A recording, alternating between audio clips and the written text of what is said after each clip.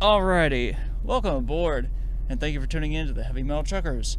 We are your hosts. I am Dobby, and this is Doppler. And in this show episode, we are going to have a discussion on what things to prepare for and to bring with you when attending, or to do when not just any metal show, but primarily your first one. If this is your first metal show you are attending, what should you keep in mind? This is something that it could be pretty obvious to some, but to others who have never experienced this or never really gone to or experienced the culture of metal, there's some things that may not necessarily be known, and I think that's a great thing to kind of go over and give people a running start at.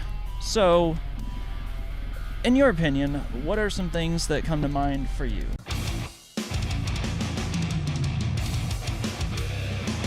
Well, I'm sure some people who've never been to Crowdsurfing. So I would say first thing, anybody who's never been to a metal show, if you're nervous, don't be. I guarantee you there will be somebody there who will absolutely take you under their wing. Because as we've said in other videos, what the hell are you doing? I'm trying to make sure. Trying to block me so that way he can be the center of attention. As always. But like I said, don't be nervous. I guarantee somebody there will take you under their wing once they find out that you've never been to one before. And we love the newbies. Yeah, it not in a creepy sense like that sounded. No, it's because the metal community, like I've said many times before, is flipping amazing. Everybody has each other's back, so like I said, don't be nervous. Two, I guess this kind of depends on how you are as a person.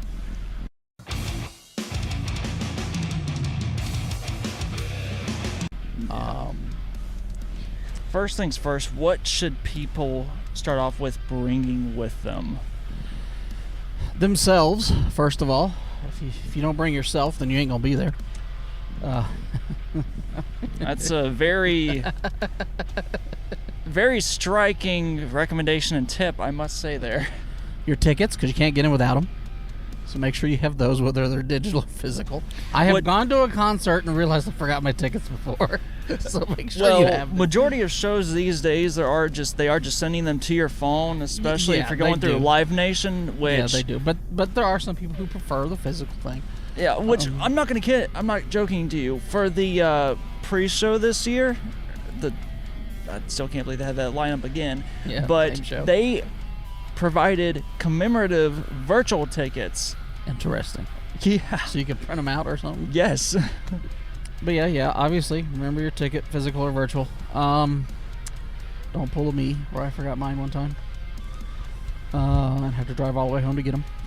It was great. But, another thing which he and I talked about it earlier is, and this is obviously a big debate amongst a lot of people, but even though I haven't used them in the past, I really should, that's earplugs. I would recommend bringing earplugs, and they do make earplugs specifically for concerts. What I shows. Highly recommend, and these days there's many different manufacturers that make this, but in general they're high fidelity earplugs. Mm-hmm. I got the ones from Eargasm because they were the first ones that started coming out with them, but they look like this, even though I'll post a picture in the thingy. But they, unlike traditional earplugs where it's just a big solid thing of foam, this actually has just a small channel that lets the sound come through and just dampens it significantly. Yeah, so it'll help protect your hearing. Yes, your hearing, especially if you're up close. And there's some people, though he swears this isn't true, I wouldn't know, I've never done it, but there are some people that swears it helps you hear things more clearly. I guess that depends on the person. I don't know, but if anything, it could just cut out some of the high end, so with the more mid range is focused. However, using the high fidelity earplugs does cut out a good chunk of the low end, and just being an amateur engineer, it probably cuts out at least up to 150 hertz, maybe 200, but I think it's a worthy sacrifice in order to make sure that you're not leaving the show with ringing ears, and over time you are damaging your hearing, whether you want to believe it or not. If you're leaving a show and your ears are ringing, you've incurred hearing damage. It doesn't have to just be ringing, because I have left shows where my ears weren't ringing, but for like several hours, even something, your hearing would be muffled. Yeah. So, eventually it comes back and you're fine and everything. But yeah, because as your ears do that to protect themselves. Yeah. So, and you don't realize it at the show until you leave. Now, it hasn't happened to me at all shows. Like when we went to the Baby Metal Death Clock show, I didn't have that problem. Yeah. Even though I didn't have earplugs. Like I left, my ears weren't muffled, and I had no ringing, no nothing. No. Now, I don't know how loud they had it this year. They could have had it below the threshold to, hurt your ears, but No. a lot of bands don't. So, earplugs definitely help, and you're not a sissy if you wear them, I promise. No, a lot of people wear them, trust me. I was about to say, there is nothing sissy about protecting your hearing. There are a lot of people who wear them. You will be far from alone, I promise. Yeah, and I mean, a lot of the high fidelity earplugs that they're coming out with now, they're making them pretty discreet, or pretty, like, they don't stand out so much from the standard orange earplugs that everyone used to wear back in the day.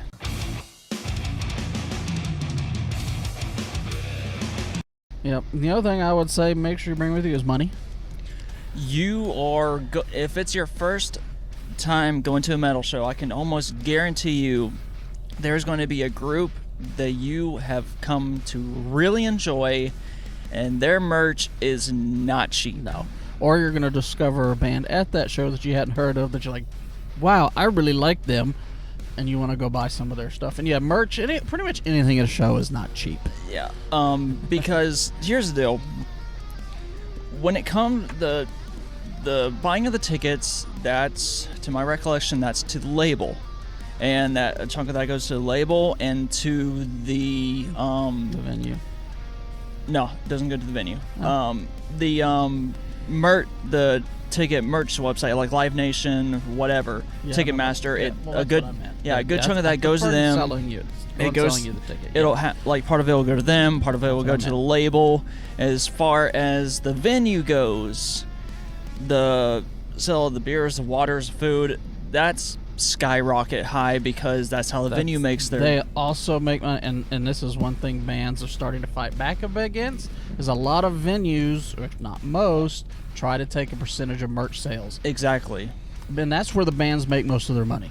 Yeah, Right. So that's the reason, like, the shirts, like, they're no less than $30 or $40 a piece. Yeah. And that's for just a shirt. The hoodies and stuff, they'll go up to about 60, 70, and that kind of thing. Mm-hmm. Like, I know there have been bands, and actually a band you're not a big fan of has done this recently, canceled shows, and it was Falling in Reverse because the venues wanted too big of a cut on the merch. And, yeah, I may not be the biggest fan of them or care for them, but I do still have respect for them, because they serve a particular crowd. And yes, I want them to be able to succeed as a group so that people can enjoy them. And yeah, I understand canceling a show, because each show The venue's greedy. Each show you do is fulfilling part of your contract to the label, so that you can continue doing what you do and you can keep on making a paycheck from the label. Yep. And I don't blame any bands who do that. And I would imagine in a band that does that will eventually reschedule in that city, just at a different venue. Yeah. So I don't blame them all. And these venues need to stop being so damn greedy. Yeah. But as far as how much to bring with you for your first time, I would say reasonably no less than 100, if not exactly like 150. Yeah. Like, because you're going to spend at least a minimum of 40 on a shirt if you want a shirt. Yeah. And if you want something to drink, even if it's just water, it's not going to be like 50 cents. Like, no, it's going to be at least $12. It's ridiculous. Yeah. So just be warned. And God forbid if you want a beer, you're looking $15-20 for a damn beer bottle.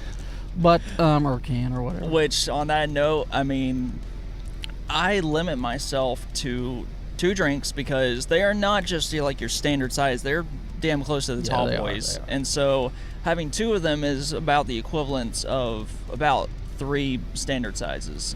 Yeah. Of course, it depends on the venue, too. Oh, yeah.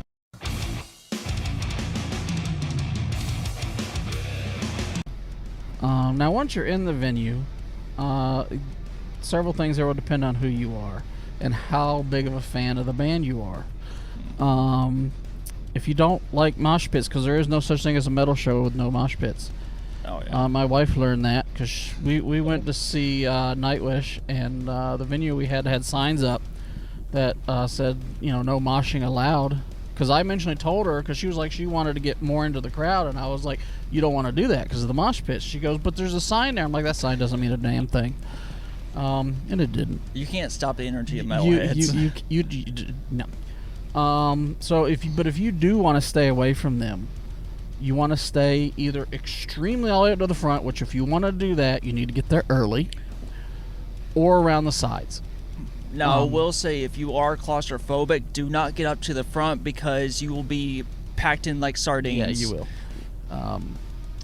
But don't be in the middle of the crowd because 50-50 or more chance you're going to get stuck either in a mosh pit when you don't want to be or on the edge of one, which you might as well be in one. Yeah. Because they're going to be running into you anyway. Exactly. What I would say, though, for someone that's new to a metal show, I'm going to go into detail about this, but stand near the mix engineer because that's where you're going to get the best sound and you're going to get the best experience. Yeah. Now, for those that don't know where the mix engineer is, typically they are at the back of the venue. Center back usually, and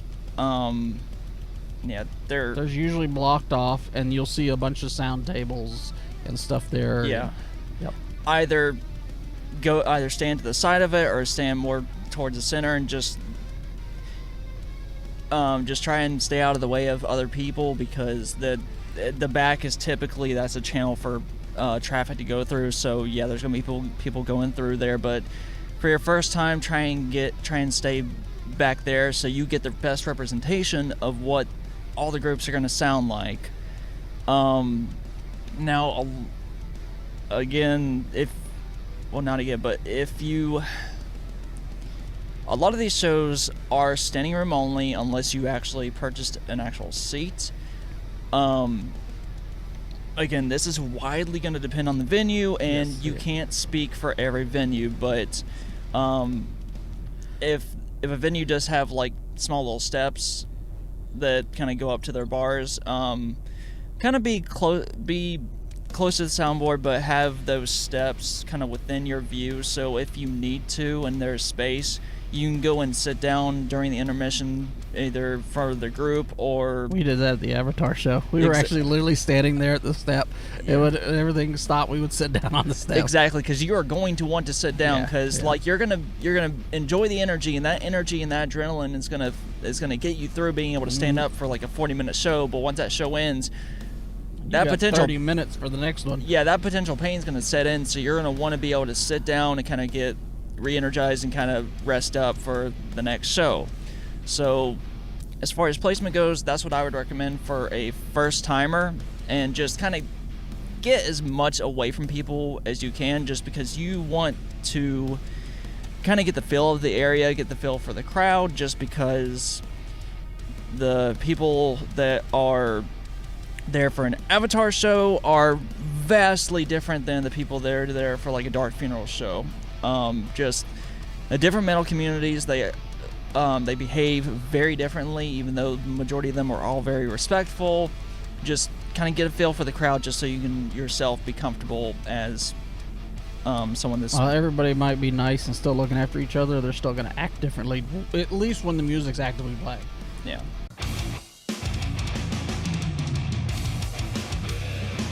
Now, if you are wanting to get in the mosh pits and go crazy, like I said, get in the middle somewhere, find it, have fun. But I'm going to tell you right now, you're going to be sore as hell the next day. Be Yes. prepared for it, and prepare for it ahead of time.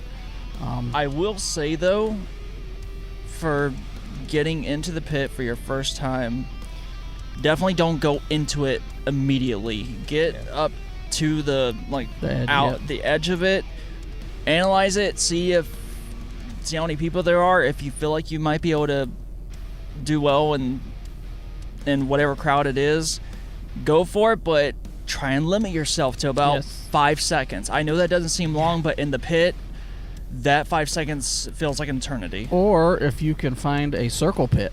Oh yeah, circle pits. Circle are great. pits are you're not banging it. You're basically just running in a flipping circle.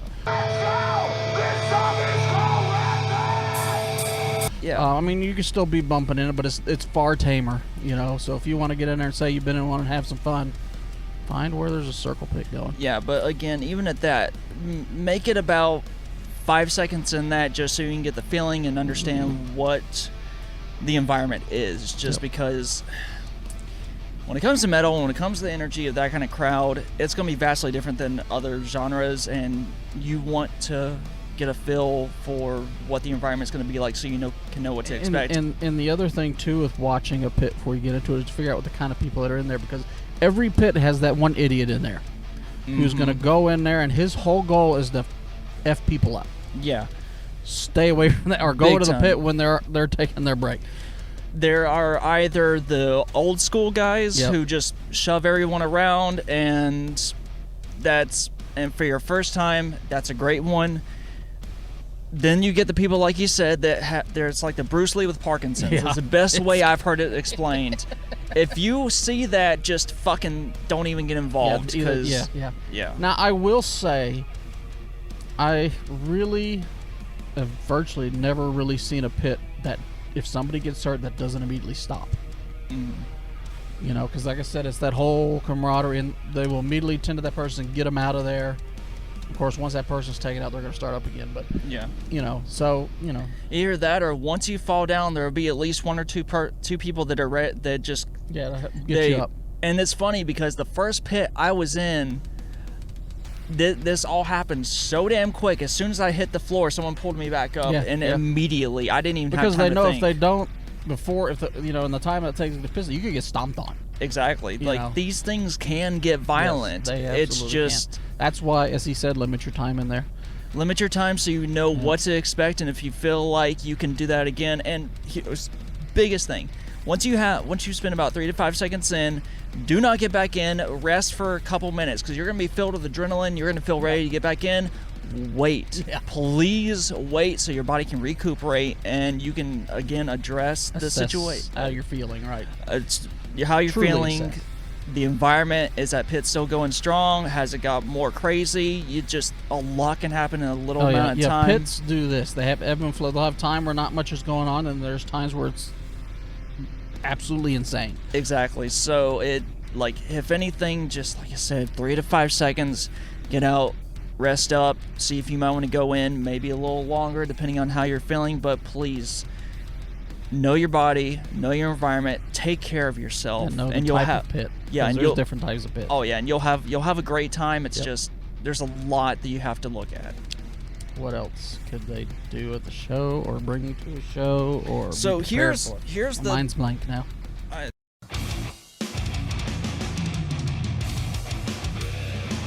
I'm good with this one. So Okay, he's got another one. See if I'm like, oh yeah or not.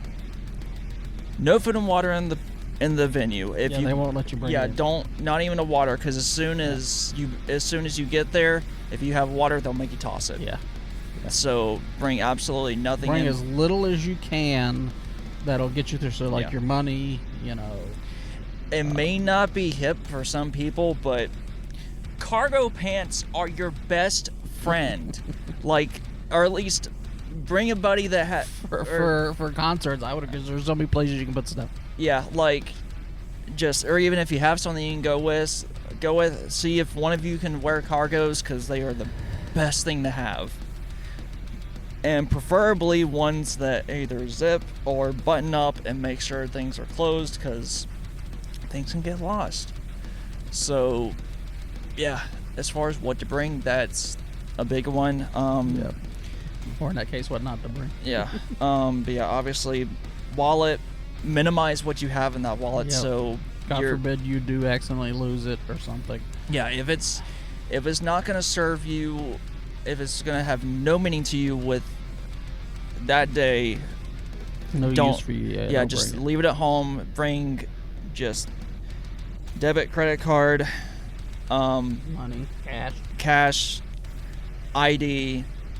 I would say make sure you have, if you do have health insurance, make sure you have your health insurance especially cards if you plan there. to get in the pits. Yeah, so if anything happens to you during the show, and I mean this is completely outside of being in the pit, just people suck these days. Things can happen. Yeah. Make sure if worse comes to worse, you have a health insurance card to where if you need to get seen, you have that health insurance card with you, because if you don't have it, you're kind of fucked.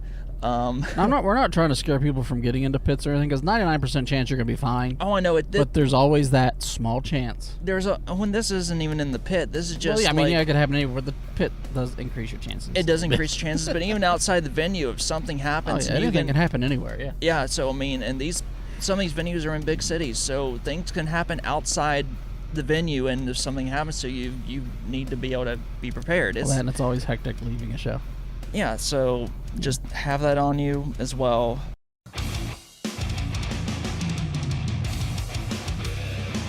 That was the main thing I had in mind. As far as any kind of recording equipment, your phone. That's it. Yeah.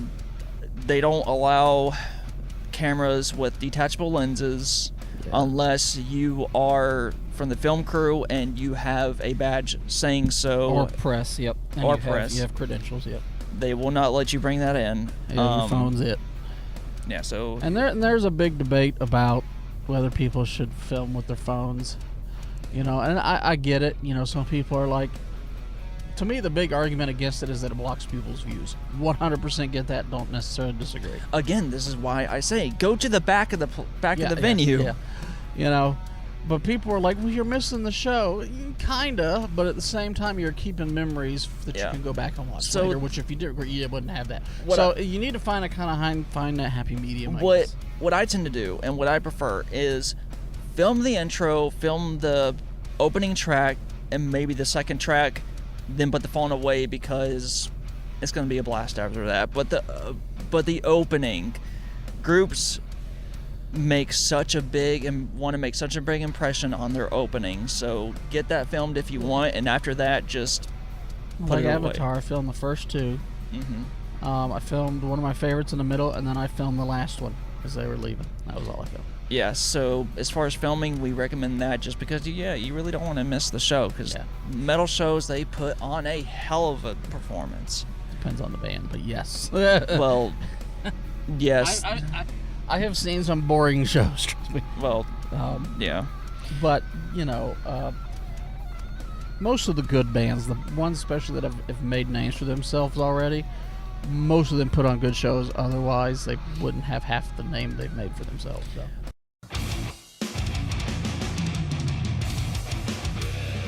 Another thing is, please, for the love of the gods, look at the weather and what it's going to be, and dress appropriately. Especially if it's an outdoor show. Absolutely.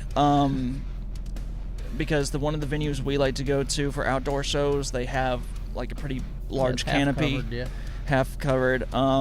So dress appropriately for that. But even if you're under that thing, if it does start raining and that wind starts blowing, the rain can still reach underneath.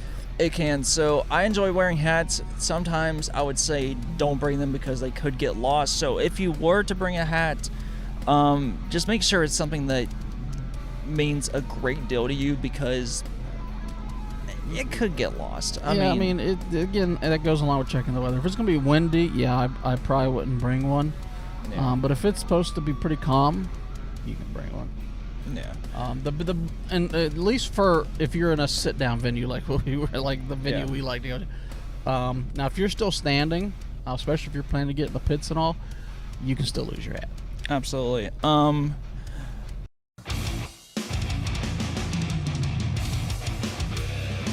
Another thing is jewelry. Oh. Ooh. Oh. Go along with my pet. Crowdsurfing. Empty your pockets before you do it.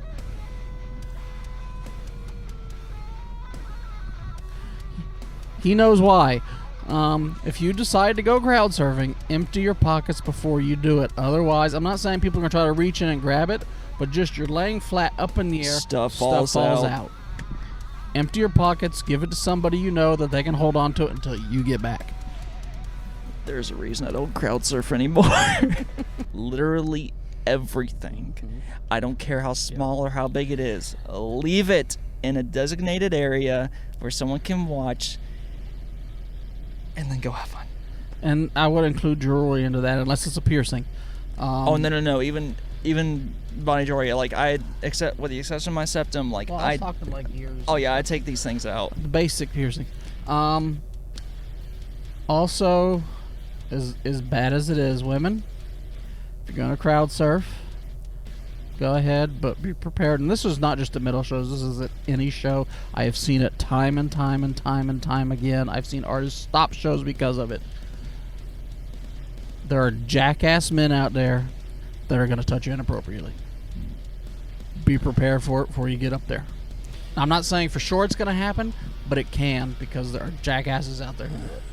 Yes, and mind you, sometimes they don't mean to. Yeah, it can happen, but a lot of times you can tell. Yeah, you can tell if, like, they're deliberately trying to do it, or if it was mainly just an accident. It happens. Just know that going in. You know, if somebody does it blatantly, obviously, if you can tell who it was and remember it, you can report them. Report them to security, or just do what I would do: deck them in the fucking face. Well, if you can. Yeah. If you're able to. Yeah. Because I'm gonna tell you right now, you might not have to do anything, because there are other metalheads out there that if they see somebody do that, they'll take care of them for you. Like, seriously. The quality metal guys out there, yes, they don't take that kind of shit. No. Well, not necessarily anymore. I mean, I don't know how they used to be entirely, but oh god, metal guys, the good, like the respectable, the majority of them, the respectable and responsible ones, they'll fucking deck them before you even have a chance to see who it did it. Yeah. Like, it's incredible. Now, again, I can't guarantee it. And, the extreme majority of guys aren't going to mess with you, or at least not intentionally, but you have those bad eggs. Yeah.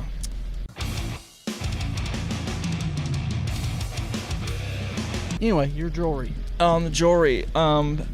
Be extremely minimal. Hell, depending on the jewelry you have, they may not even let you bring it in. Yeah. Like, this is the reason. Like, part of the reason I have the Groove Life ring is my wedding band. It's soft, it's difficult to get off, so don't lose it. And even necklaces, if I'm gonna go to a show, I typically stay in the VIP section, because I want to be away from people and away from the camaraderie, and I can just sit down and enjoy the show. But if you're wanting to kind of more experience the crowd, or you think you might be interested in it, just leave the jewelry at home. Like, hardly anyone's actually going to be focusing on you that much to be able to make it a point to wear it. Everybody's watching the show. Yeah. But just be very minimal on jewelry. Just that stuff can get lost very easily, and that it doesn't necessarily matter if it's metal or whatever. It can happen.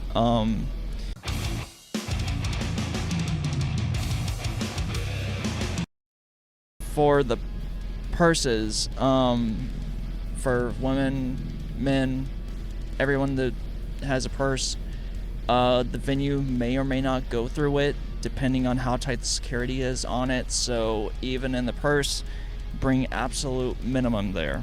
Yeah, I would always assume they're going to, because I would say most venues will look. And maybe some of your smaller ones won't, but the majority are going to look. So always assume they're going to. Yeah, so for that matter, just make it minimal.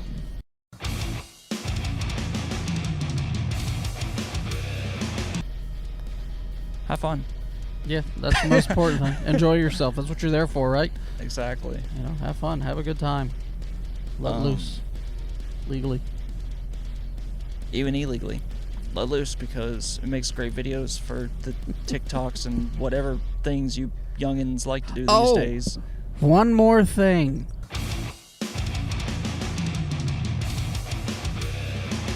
Because we ran into this issue at the Death Clock show. Please put on deodorant. Oh my God. Please. Oh God. Oh. Nobody wants to smell you. I have never experienced such putrid odors. Like, if there's any Death Clock fans that ever watch this, please wear deodorant and tell all your fellow Death Clock fans to wear deodorant. I have been to, I can't even count how many concerts I've been to. Horrible. I have never smelled worse BO in my life than I did at a Death Clock show. And I'm so glad that Death Clock played first, because after they left, you legitimately noticed a noticeable improvement of smell in that venue. And another goddamn thing on that.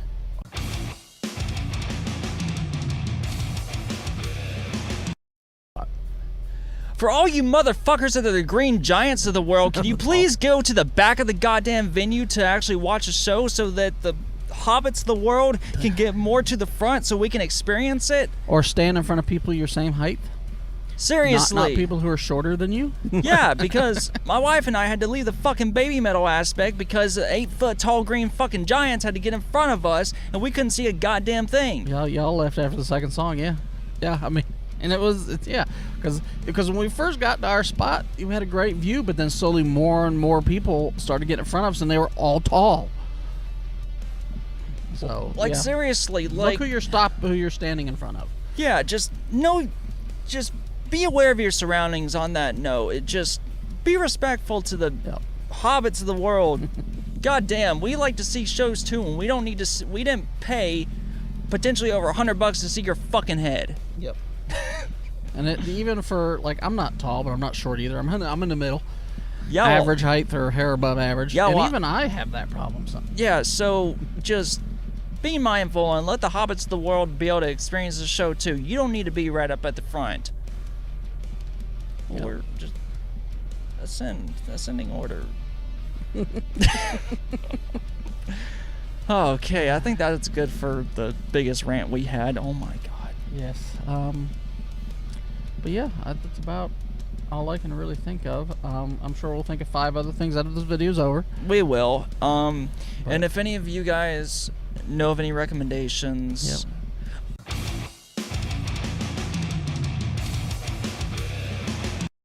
one thing that just came to mind, and I know this is talked about a lot, but if you are going to be drinking, please, for the love of God,